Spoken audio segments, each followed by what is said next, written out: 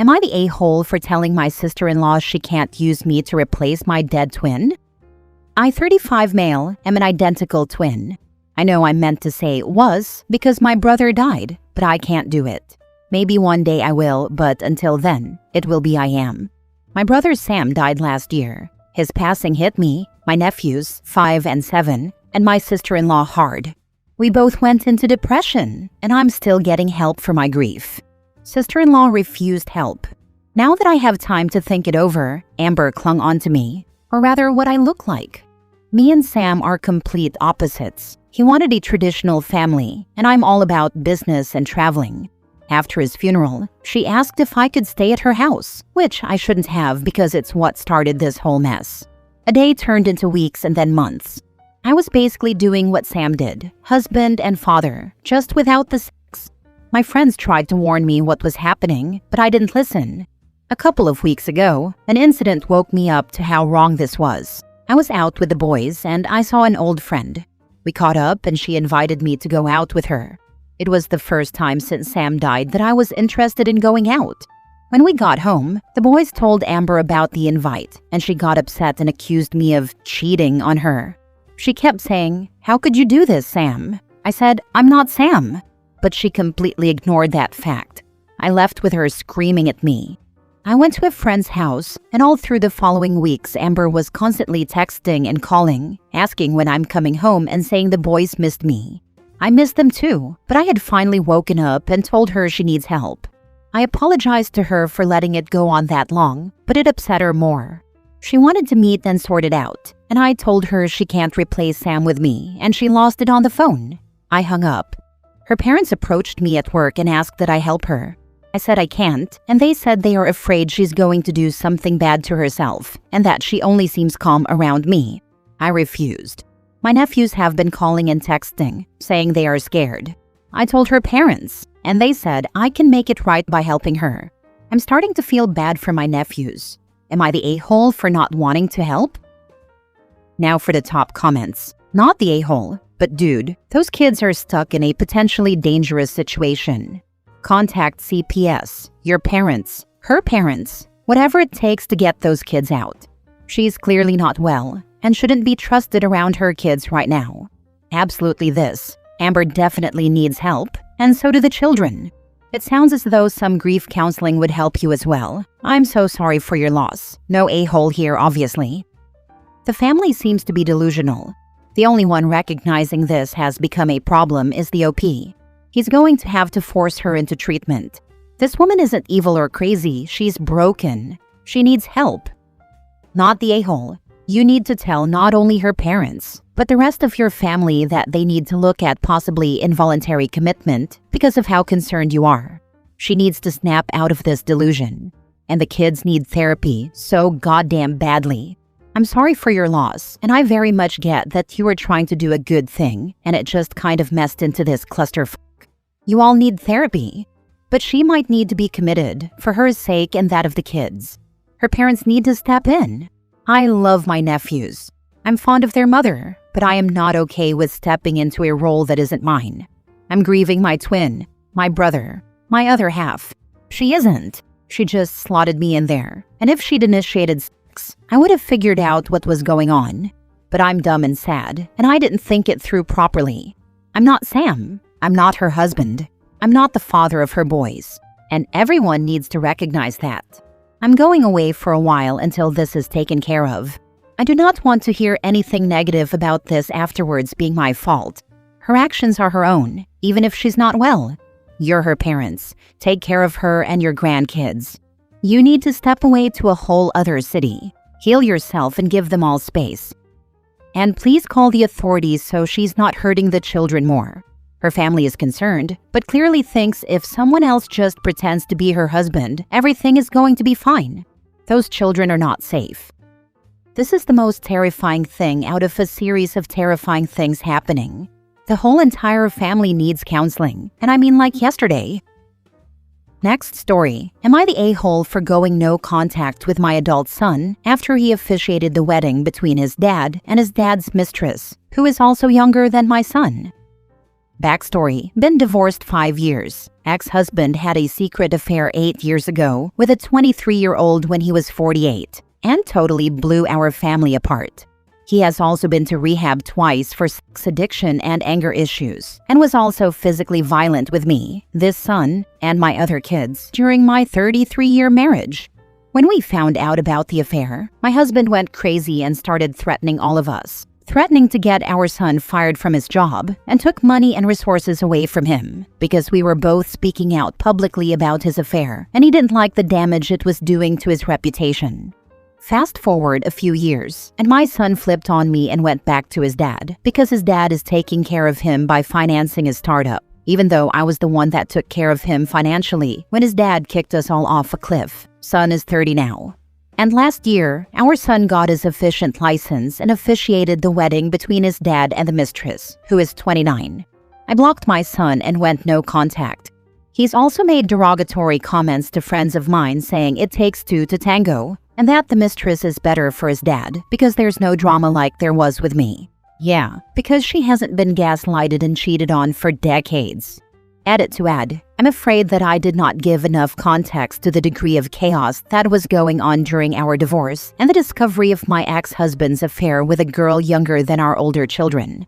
My husband at the time was abusing all of us financially, took one of my daughter's cars away, stopped paying for another one of our daughter's college, threatened to get the son that performed the marriage ceremony fired from his job, and sent all of our children cease and desist letters from his attorney, threatening to sue them if they spoke out about the abuse that occurred in our family over the years.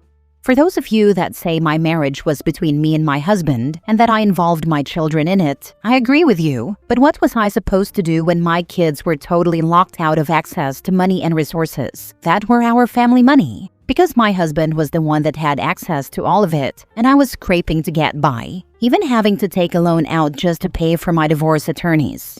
Was I supposed to tell my kids, who at the time were 15 to 26 years old, hey, you're on your own, figure it out. This is between your dad and me.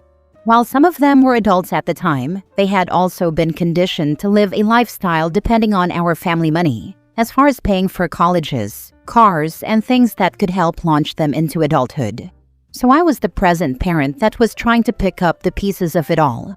One of my sons was cutting himself, and I was taking him to psych hospitals. One of my daughters was cycling through suicidal ideation constantly, while my husband was off taking his girlfriend on trips and posting about it online.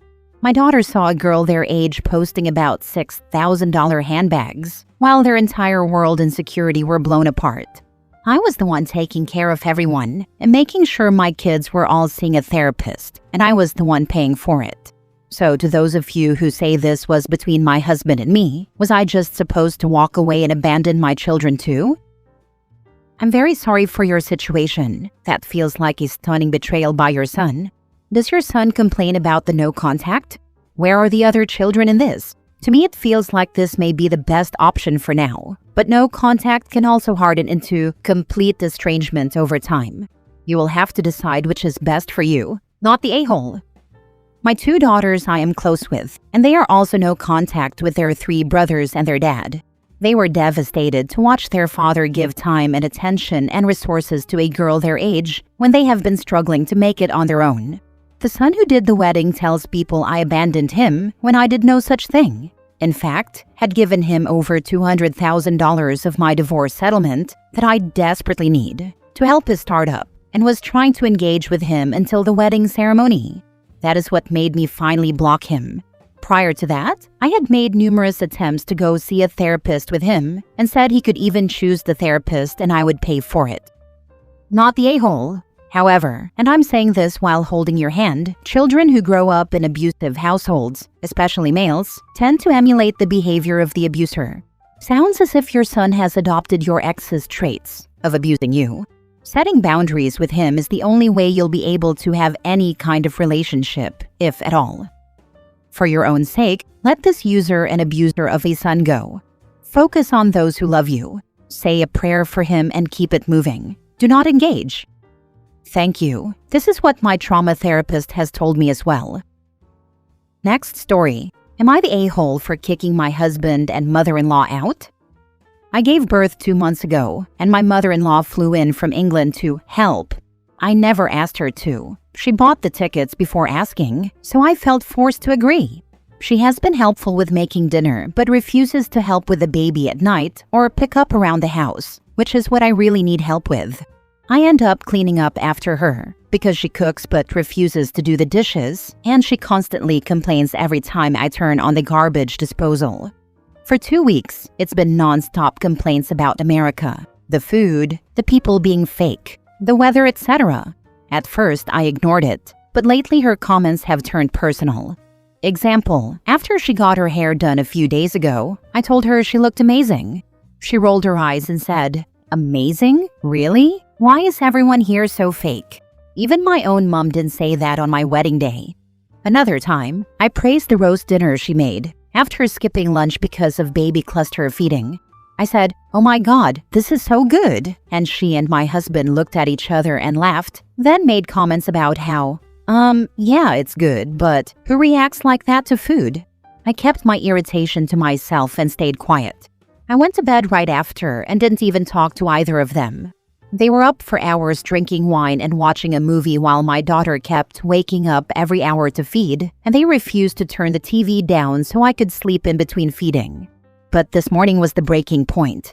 While breastfeeding, I told my baby, as I always do, that she's beautiful, amazing, and loved, and that she'll have so much fun when she starts running, describing her facial features and how they're so pretty.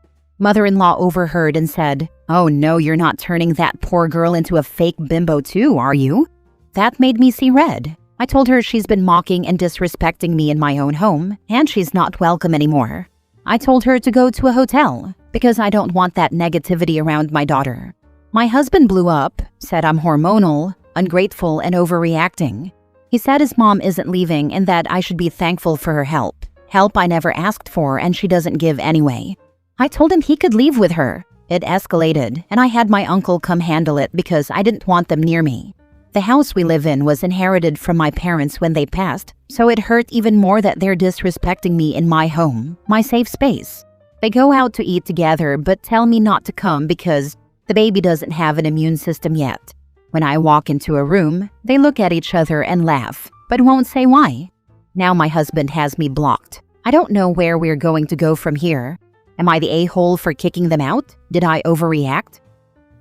Now for the top comments.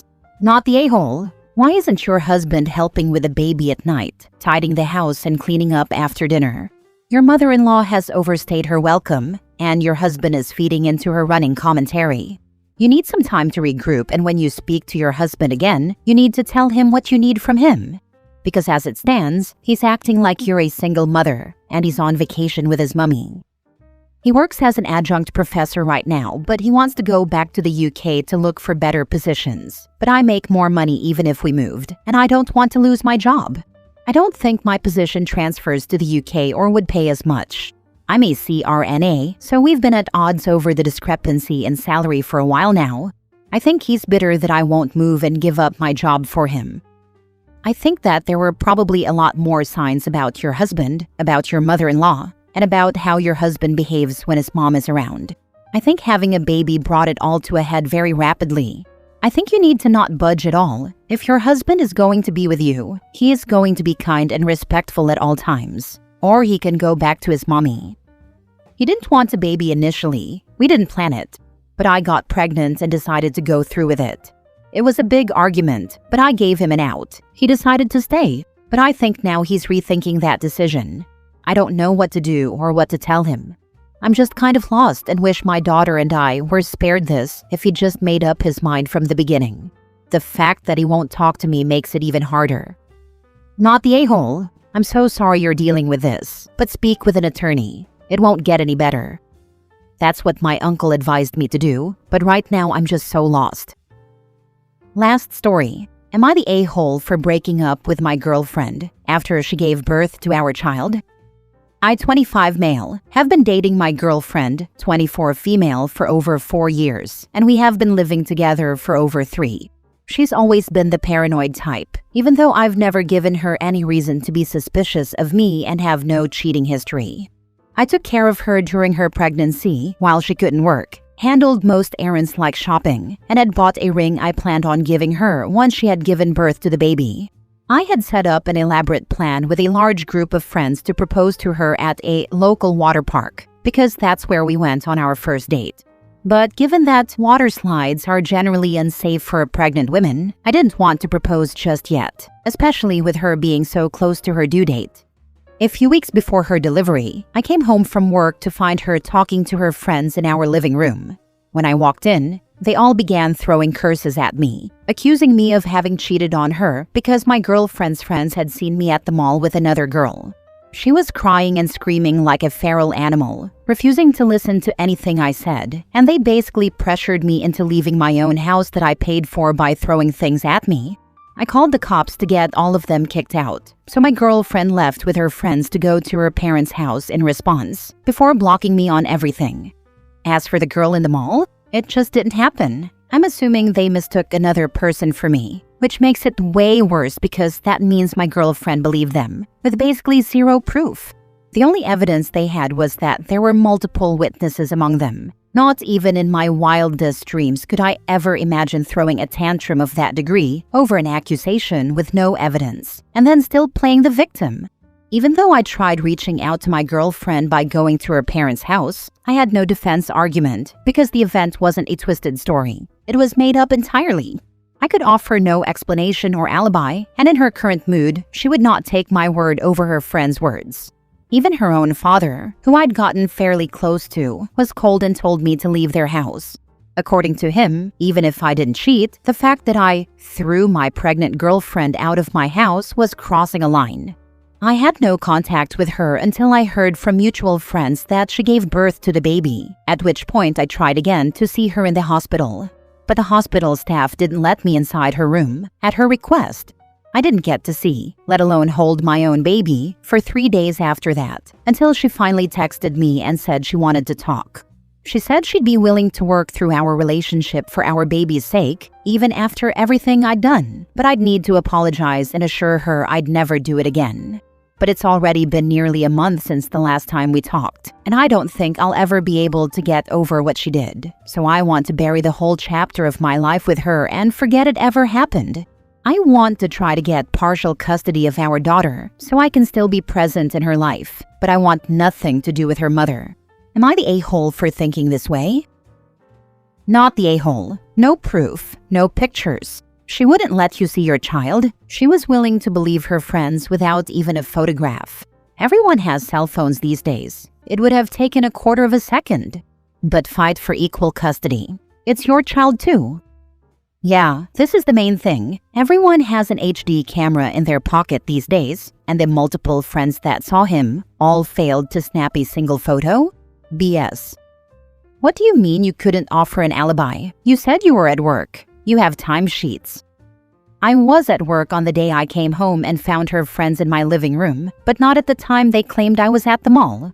I honestly don't even remember what I was doing on that day, but I certainly was not cheating on her. How do you have no idea where you were that day? Did the friends wait weeks with this story or something? It's more like they spent weeks convincing her and piecing together the truth, which she never once confronted me about, until they all got together to support her in trying to make me confess, by screaming and throwing things at me.